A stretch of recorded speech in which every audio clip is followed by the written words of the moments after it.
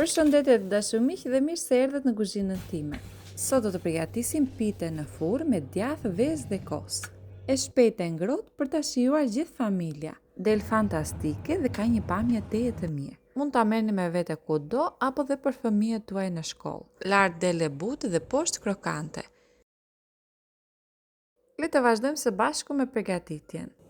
Do në nevojtet një tas, do të thyejmë një vezë, veza që unë kam përdorur është mesatare, 100 ml vaj ulliri ose gjysmë gote, 150 gram kos ose 3 të pestat e një gote, do e përziej me 3 lugë kafeje baking powder ose mund ta zvendçoni me 1 lugë kafeje sodë buke. Do e përzeni së bashku me kosin derisa të shkumojë dhe të fryhet. Pra të dy fishohet në masë. Gjys lugë kafeje me krip, një brez me sheqer dhe do vazhdojmë duke e përzier mirë. Pasi që kemi përzier mirë, tani do shtojmë mielin. Do t'ju duhet diku te 400 me 450 gram me miell. Do e kujdesni dhe vetë duke e shtuar dal nga dal, si fillim do e trazoj me një lugë ose shpatull, derisa masa të fillojë të ngurtësohet dhe më pas do vazhdojmë duke e trazuar me dorë. Mund ta shikoni dhe me sy, derisa brumi të lidhet dhe mos të ngjit shumë në përduar. E vendosim në një qese ushimesh ose e mbulojmë me nailon foli. E lëmë njanë derisa të bëjmë përgatitjen e mbushjes. Për mbushjen do na nevojitet 400 gram me salcë kosi ose do merrni nga pjesa e trashë e kosit. 3 vezë, 200 ml të qumësht ose një gotë, pak krip, nëse djathi që do të përdorni ka shumë krip, nuk do të shtoni fare krip të mbushja. 2 lugë gjelle me miell ose një seshte, 3 lugë gjelle vaj ulliri dhe vazhdojmë duke e përzier mirë. Pjesën e lëngshme të mbushjes e kemi gati.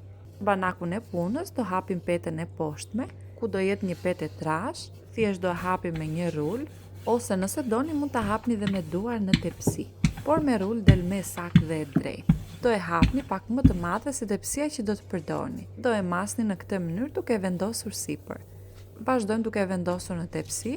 Tepsia që unë kam përdorur është diku te 27 me 37 cm.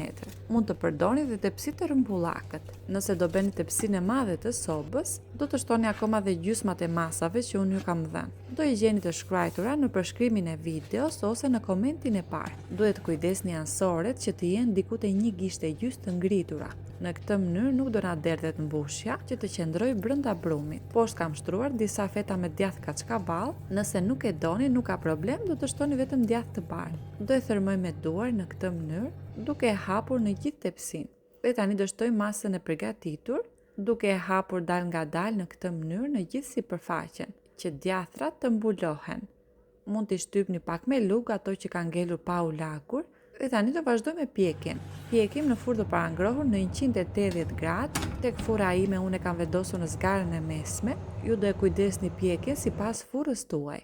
Mua mu desh diku te 45 minuta, derisa të marrin ngjyrë të artë nga poshtë dhe sipër. Rezultati është fantastik dhe përgatitet shumë shpejt. Ja vlen ta provoni, ka për të kënaqur gjithë familja. Dhe ja pra të dashur miq, ku përfunduam dhe me recetën e sotshme. Nëse ju ka pëlqyer, për të më mbështetur, mos harroni të jepni një like. Gjithashtu mund ta ndani me miqtë tuaj në rrjetet sociale. Për ata që do e provojnë, punë të mbarë dhe ju bëf të mirë. Gjithë të mirat, bashkë mirë dëgjofshim në recetën e radhës.